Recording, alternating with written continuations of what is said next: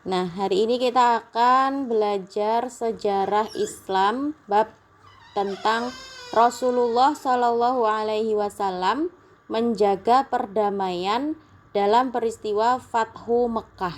Nah, di cerita sebelumnya ya kita sudah membahas Rasulullah datang ke Mekah ya.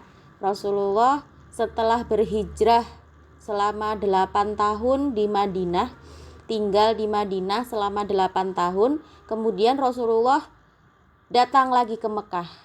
Ya, untuk apa? Untuk menyebarkan agama Islam. Nah, peristiwa ini disebut dengan Fathu Mekah. Nah, biasanya kalau dalam sebuah perang, ya kan, itu menguasai daerah lain atau menguasai negara lain itu dengan cara apa? Perang, ya kan? Saling membunuh, saling melukai, ya kan? Saling merampas harta benda. Tapi Rasulullah tidak, ya. Dalam peristiwa Fathu Mekah, Rasulullah sangat menjaga perdamaian, ya. Sekarang kita baca dulu ceritanya ya.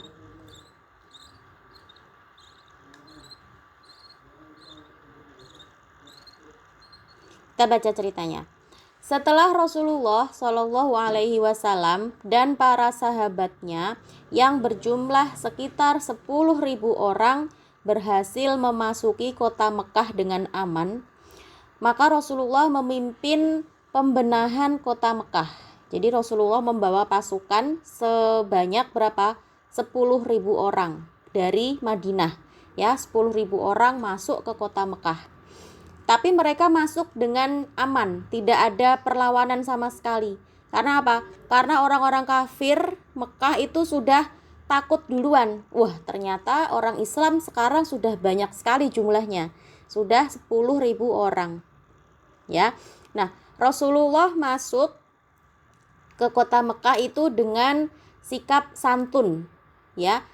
Hal ini ditunjukkan oleh pertama, Rasulullah memberikan maaf kepada penduduk Mekah yang selama ini memusuhi Islam. Ya, jadi ketika datang ke Mekah, Rasulullah sudah memberikan maaf.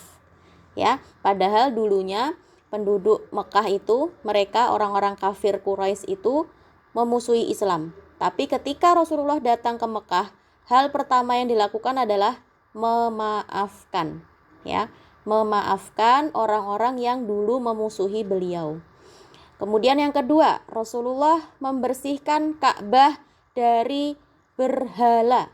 Nah, yang dilakukan oleh Rasulullah adalah yang kedua apa? Membuang semua berhala dari Ka'bah. Ya, masih ingat ya dulu ceritanya. Ka'bah itu dulu banyak berhala. Di sekitar Ka'bah itu ada berhala-berhala yang disembah oleh orang-orang kafir Quraisy. Dan ada gambar-gambar, ada puisi-puisi atau syair-syair yang digantungkan di Ka'bah. Nah, itu semua dihilangkan oleh Rasulullah, dibuang semua sama Rasulullah, berhala-berhala itu ya. Kemudian yang ketiga, Rasulullah menyampaikan dakwah secara damai. Ya, jadi Rasulullah tidak memaksa, tidak mengancam, tidak ada tidak ada pertumpahan darah ya. Rasulullah masuk ke kota Mekah dengan jalan damai. Nah, melihat sikap mulia Rasulullah ini dan para sahabatnya, penduduk Mekah banyak yang akhirnya bersimpati dan kemudian masuk Islam. Padahal kebiasaan masyarakat jahiliyah itu, jika mereka masuk ke sebuah daerah ya, memenangkan peperangan di sebuah daerah itu, maka orang yang laki-laki itu dibunuh ya, dan sedangkan yang wanita dan anak-anak itu dijadikan budak ya. Jadi tradisi perang pada zaman dahulu, kalau orang yang kalah itu laki-laki, dia akan dibunuh, dan yang perempuan sama anak-anak itu dijadikan budak. Budak itu lebih dari pembantu. Kalau pembantu kan masih dibayar ya. Pembantu itu kan orang yang disuruh kerja sama kita, kemudian dibayar, dikasih uang. Tapi kalau budak enggak. Budak itu dia disuruh kerja sama kita tapi nggak dikasih uang sama sekali. Nah, itu budak. Tapi Islam tidak seperti itu.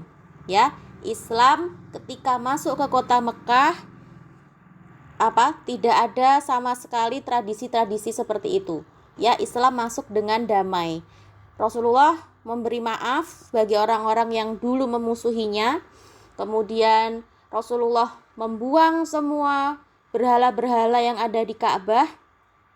Dan yang ketiga, Rasulullah berdakwah secara damai. Nah, karena sikap Rasulullah yang seperti ini, banyak akhirnya orang-orang Islam yang orang-orang kafir yang kemudian masuk Islam, gitu ya. Nah, yang pertama, Rasulullah memaafkan penduduk Mekah. Kita baca. Sesampainya di kota Mekah, Rasulullah memerintahkan para sahabat untuk mendirikan tenda yang berbentuk kubah, ya, tenda bentuknya kubah, tidak jauh dari makam Abu Thalib dan Sayyidah Khadijah. Nah, jadi Rasulullah memerintahkan para sahabat untuk mendirikan tenda di dekat makamnya Abu Thalib dan istrinya Khadijah. Kemudian Rasulullah masuk ke dalam tenda tadi dan beristirahat serta mengungkapkan rasa syukur. Rasulullah bersyukur. Kenapa? Akhirnya beliau bisa pulang kembali ke Mekah, ya. Mekah itu kan tanah kelahirannya Nabi Muhammad, ya. Beliau bersyukur karena akhirnya beliau bisa pulang kembali ke Mekah dengan terhormat, ya. Beliau teringat dulu Mekah itu penduduknya sudah mengusir Rasulullah dari keluarga dan kampung halamannya, ya. Rasulullah teringat dulu beliau itu terusir dari Mekah. Kemudian beliau akhirnya bisa kembali lagi ke Mekah sebagai sebagai pemimpin, ya. Beliau bisa pulang lagi ke Mekah sebagai orang yang dihormati. Nah, Rasulullah kemudian melepaskan pandangannya ke lembah Wadi dan gunung-gunung yang ada di sekelilingnya. Gunung-gunung tempat Rasulullah berkhalwat untuk menenangkan diri atas perlakuan kasar kafir Quraisy. Di Gua Hiro, daerah pegunungan itu pula beliau menerima wahyu yang pertama. Jadi Rasulullah mengenang kembali masa lalu, ya. Beliau melihat keadaan sekitar, melihat gunung-gunung, melihat Gua Hiro, ya. Masih ingat ya? Gua Hiro tempat beliau pertama kali menerima wahyu. Dan di gunung-gunung yang ada di sekeliling itu tadi Rasulullah sering menyendiri, ya. Jadi Rasulullah mengingat kenangan masa lalu. Rasulullah beristirahat hanya sebentar.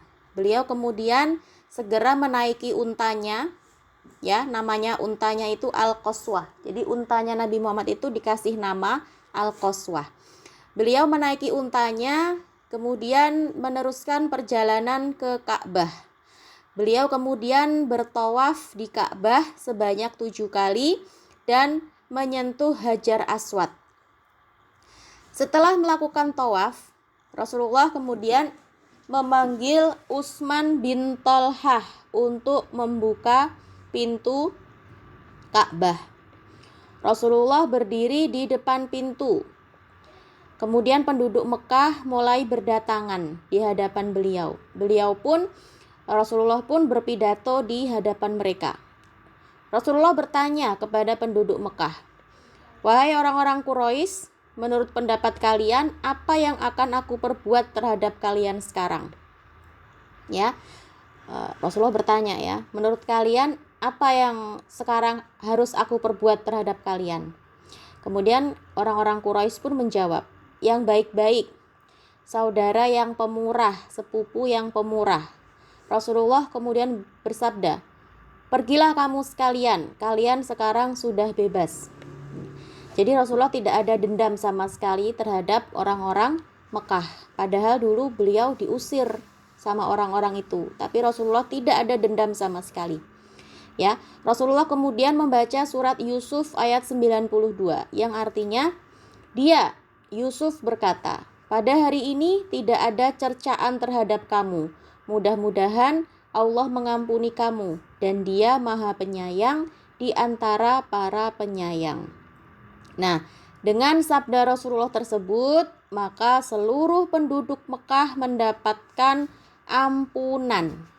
Rasulullah bersikap santun dengan memaafkan kesalahan semua penduduk Mekah di masa lalu. Rasulullah bukan orang yang suka permusuhan, ya, atau orang yang suka membangkitkan permusuhan. Tidak, ya. Rasulullah bukan orang yang diktator. Diktator itu apa? Diktator itu orang yang suka memerintah, suka memaksa. Tidak, Rasulullah tidak seperti itu. Ya, Rasulullah menunjukkan sikap yang baik, menunjukkan kepada seluruh dunia sikap memaafkan, ya, setelah memperoleh kemenangan. Jadi Rasulullah mengajarkan kepada kita, mencontohkan kepada kita, kalau kita sudah menang, ya, maka yang harus kita lakukan adalah memaafkan, ya, memaafkan. Rasulullah benar-benar teguh pada prinsip dan menepati janjinya, yakni akan membuat kota Mekah menjadi aman. Sikap ini sebelumnya tidak pernah dimiliki dalam sejarah penguasa yang memperoleh kemenangan. Jadi dalam tradisi manusia yang namanya perang, ya, itu yang menang itu yang berkuasa. Yang kalah pasti akan tertindas, ya kan? Yang kalah pasti akan dibunuh, dijadikan budak, ya, akan tertindas. Tapi Islam tidak seperti itu. Ya, Rasulullah mengajarkan bahwa siapa yang jadi pemenang maka dia harus memaafkan. Itu yang diajarkan oleh Rasulullah. Nah, padahal apa?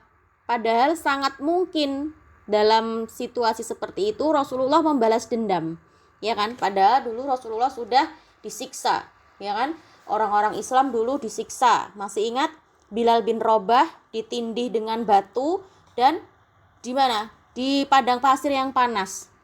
Kemudian masih ingat Ammar bin Yasir diseret pakai kuda di tengah padang pasir sampai meninggal, ya. Padahal orang-orang kafir itu begitu kejam, begitu jahat.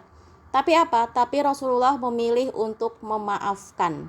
Padahal beliau bisa saja untuk balas dendam, tapi beliau tidak melakukan, ya. Beliau memilih untuk memaafkan, ya. Nah, kemudian apa? Rasulullah memilih untuk memaafkan dan menerima mereka sebagai saudara bagi yang masuk Islam. Jadi siapapun di antara mereka yang dulunya jahat sekalipun, kalau sudah masuk Islam maka dianggap sebagai saudara seiman, ya. Sudah dilupakan semua kesalahan-kesalahannya, bahkan dianggap sebagai saudara. Nah, sikap ini sangat harus dicontoh semua bagi semua manusia, gitu. Nah, pemaaf itu adalah bukti bahwa kita beriman kepada Allah. Karena dengan memaafkan berarti kita mencontoh sifat-sifat Allah dan Rasul-Nya yang sangat bijaksana. Kita berarti menaati perintahnya dan menjadikan Rasulullah sebagai teladan. Rasulullah tidak pernah mengajarkan balas dendam. Bahkan sebaliknya, beliau sangat menekankan sikap lapang dada dan pemaaf. Jadi begitu ya. Kalau ada orang yang bersalah dengan kita, maka sebisa mungkin kita memberikan maaf. Nah, pemberian maaf Rasulullah terhadap penduduk Mekah ini menjadi sebab turunnya firman Allah surat Ali Imran ayat 159 yang artinya, maka disebabkan rahmat dari Allah lah kamu berlaku lemah lembut terhadap mereka. Sekiranya kamu bersikap keras lagi berhati kasar, tentulah mereka menjauhkan diri dari sekelilingmu. Karena itu, maafkanlah mereka, mohonkanlah ampun bagi mereka, dan bermusyawarahlah dengan mereka dalam urusan itu. Kemudian apabila kamu telah membulatkan tekad, maka bertawakallah kepada Allah. Sesungguhnya Allah menyukai orang-orang yang bertawakal kepadanya. Nah, kalau seandainya Rasulullah itu membalas dendam, ya, memilih untuk membalas dendam, maka kira-kira apa yang terjadi? Kira-kira banyak nggak orang yang masuk Islam? Tidak, ya. Kalau seandainya Rasulullah itu memilih untuk membalas dendam, maka akan apa? Orang-orang akan menjauh dari Islam, ya. Justru Islam tidak akan tersebar seperti sekarang, ya. Tapi Rasulullah itu orangnya sangat baik, sangat penyayang, dan memilih untuk memaafkan. Jadinya jadinya orang-orang bersimpati terhadap beliau, kemudian banyak yang akhirnya masuk Islam. Itu, ya. Nah, oke. Hari ini kita cukupkan dulu untuk pelajarannya. Insya Allah nanti di pertemuan berikutnya kita lanjutkan lagi ceritanya, ya.